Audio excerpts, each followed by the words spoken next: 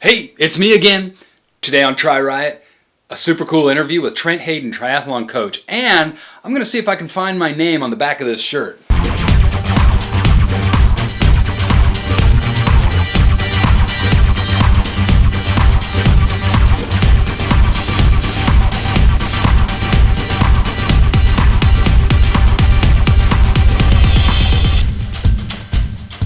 Welcome to TriRiot, the show that explores mysteries of why ordinary people push themselves to extraordinary limits. I'm LG, host of the show, and one thing that Ironman does that's really cool with their t-shirts is they take everybody's name who's signed up for a given race and they put it on the back of the shirt. Check this out. It looks like the M.Dot logo, and it is, and it's made up of entirely everybody's name. Here, let me show you. There we go. Okay, check this out. So while I'm looking for my name here, let me show you that interview I was talking about with Trent Hayden. Here it is. So I'm talking this afternoon with Trent Hayden. Trent is a local coach and athlete. He spent a lot of time in New England, and he's sort of a new addition to our area. And we're going to find out a little bit about what Trent is up to. So Trent, give us some background first. How did you get into triathlon? That's a good story. I started my career as a geologist, and in grad school, one of my friends was like, "Hey, I grew up on Cape Cod. We decided to do a triathlon there." She was like, "Oh, let's do this triathlon." I never did sports in high school or anything like that, and we did it. And I think there are two kinds of people. Some people do their first triathlon, they're like, "Great, I did it." Other people, you do one, you fall in love, and that's what happened. I just was like, I got to do this. And you're really quite the athlete too. I was looking at Wisconsin. You were 10.5 hours? 10.5 hours, yeah, in Wisconsin. I was suffering from a little injury there. My PR was at Lake Placid, which was a 10:18 there. So nice. That was a good one. So always trying to work towards that. Do you still work as a geologist in a capacity, or are you complete coaching? I'm trying to move more and more into coaching. I do sort of contracting work around here. I mean, there's a lot of sort of oil exploration and everything going on. So I do some of that still, but the more coaching, that's definitely my passion. How do you approach coaching that might be unique or a little bit different than somebody else? Two things. When I was a QT2, one of the things I noticed was I got really good at Ironmans. I felt it was long workouts, similar pacing, great at Ironmans. Okay, but I found that my half Ironman, my Olympics, my sprints were very close to that pace, and so I was a little frustrated there. I was like, great, I can do great in one race right now, and I'm struggling on my other race. Just I wasn't training in the anaerobic zone enough.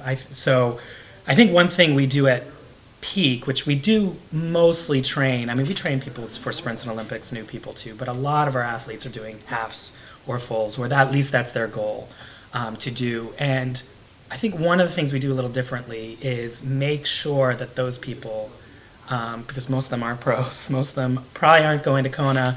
Maybe some of them are. That will be a little different, but most of them are there to finish.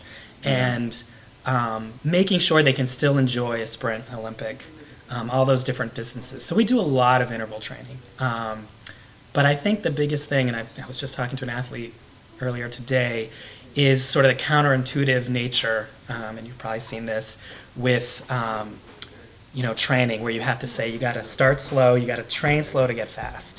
And a lot of people, triathletes, type A personalities, want to go out there and work real hard. They want to hit it. Yeah. They want to hit it, yeah, absolutely. And so I think bringing them back, I'm not sure that's unique. I think that's typical. But I think the unique thing, especially with Ironman focus, is to keep that speed up. I think the philosophy has changed with most coaches, or with, the general knowledge of less base. It used to be base in the winter, all your base. We do maybe a month of base now, and we have, maybe from November to January we call it out season, which is strength. We're really focusing maybe on lifting, some more lifting, but a lot of interval work, but short. It's not short, it's not long distance. A lot of recovery. Of course, that's the other thing, is we need we need to get our athletes to recover, and that's really hard for them. Type A personality. Type A, again, they don't want to recover. Hit it, but hit it, yeah. then a month of base, and then get ready to build. To get these athletes together, do you have to try to build that community? Yeah, definitely. Because where I'm going with this is clubs. Yes. So what Colin did really, he started it in New Hampshire. Before he started coaching or thought about coaching, must have been 8 years ago, he decided, he noticed in southern New Hampshire there wasn't a big club. And so there was no community. I had been in a club, a very small club, but we were pretty elite or pretty fast. We'd place in our age groups in local races.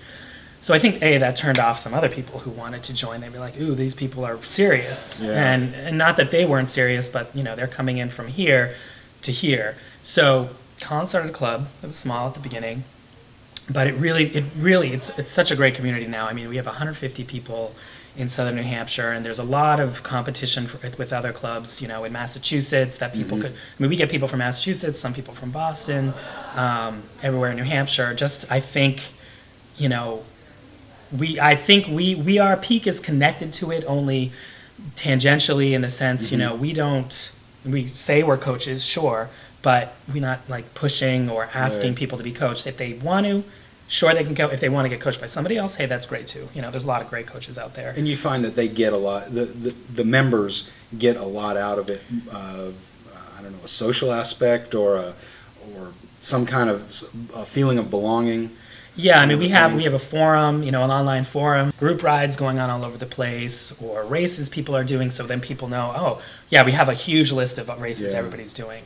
We have 4 camps we do, that's open to anyone, sort of weekend-long camps. And they're located up in where? They're usually, one's in New Hampshire, one's where we are, one's in Mont-Tremblant, Lake Placid, Maryland, and now we're going to do one here in late September, for Beach to Battleship or Ironman North Carolina. But I think doing things like that, we have like social gatherings all the time, and just keeping in communication.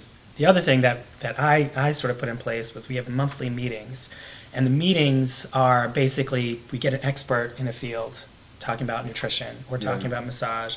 So these are free. Everybody can just come. Of course, it's easy to get people to present on those. They're presenting whatever they're doing to a lot of athletes, and I think that's been a great thing to keep people together, to keep them meeting frequently, and I think that's important. Tell me a little bit about nutrition, because we've talked about nutrition, and you say that's an area that interests you. We've had a lot of success, I think, at Peak dealing with individuals, because a lot of people there are several people who are fine. You say this general nutrition, boom, they're fine. It works for them. They do well. They digest things. They don't have problems. 300 calories an hour is fine for some people. Right, but other people, not for me. Right, and so then, and I think there's potentially 2 things going on. You might have to go back. Not just the race, or are you unique? Is something going on before that with the diet, with some kinds of sensitivity you have? I mean, one thing that I've gotten really interested in for myself, but for many athletes, and you may have seen this, is when you do this for 16 years or for many years, things change. You get older too, but things start changing in your body. Gaining weight, or I'm feeling sluggish, maybe gaining fat. So there's like an issue that I've found a lot with people who have done this for a long time. Myself, hormone levels, we look at all the endurance races, ultra endurance people, they start getting out of, getting a little messed up. Things definitely change. I mean, it's hard sometimes, you're getting older to separate that, but it's something to be careful with, and so you have to, more than most athletes have to support that nutritionally. Things definitely change. And we're not just talking body parts sagging, although that's definitely happening to me. If you go back to maybe your first season when you were maybe preparing for your long Ironmans or half Ironman races, I remember mine, it was like, the weight was like, boom. You're very inefficient. You're biking and you're super hungry because your body's burning all these calories, because what are you doing? Well, as you go on, and you want to get more efficient, so you are burning less calories, and your metabolism sort of slows down, which is great for racing, not great maybe for day-to-day life, for what we're doing. So I'm very interested in that population. and then moving that over into the racing field. Do you have plans to actually set up a consulting service, or is that just sort of in the works? No, I do. I mean, peak is peak. I also just started TRIRIot coaching, and that is more nutritionally based. Mm-hmm. Definitely great for racing, but yeah. So that's sort of my arm of doing nutrition, which is separate from peak. I'm interested in doing it with more than just the triathlon endurance public, Yeah. but maybe moving people into that, because I think it's a great motivator. Definitely. I just think more people should do triathlon, because it's, as you know, it's a pretty special. It's addicting, but it's a good addiction to have. It's a good one. Yeah. Yeah, it's a good one to have. Yeah. But well, thank you very much. Before we go, though, I want to ask. You told us how you got into triathlon, Yeah. which is a question I usually ask a lot of people. And Yeah. then the other question I ask is, do you have a crazy or just a good race story that you want to tell? Oh, geez. Well, I think the craziest race I ever did was Ironman St. George, which happened to be my first Ironman that I ever did. This was in 2010. I remember we got there, the wind was blowing the doors open at a condo we were staying, and we're like, and there's no trees, but it's extremely hilly. Luckily, we trained in New Hampshire, which was pretty hilly, but the water was 54, 52, I think, and that was a little shocking. And I remember the day of the race, we get in the water, half the people aren't in the water, and the race starts. So, I mean, there's half the people. So I actually was in the water. I had a pretty good time compared to a lot of people. And the run course on that is, I can't remember the elevation, but that was definitely the most insane. When you do switchbacks and you're looking down and, you see the people way down there, you're like, wow, this is... Before we go, one thing, if anybody's listening, I started to coach in the UNCW Tri Club, right? And we're actually going next week or this weekend to Nationals in South Carolina.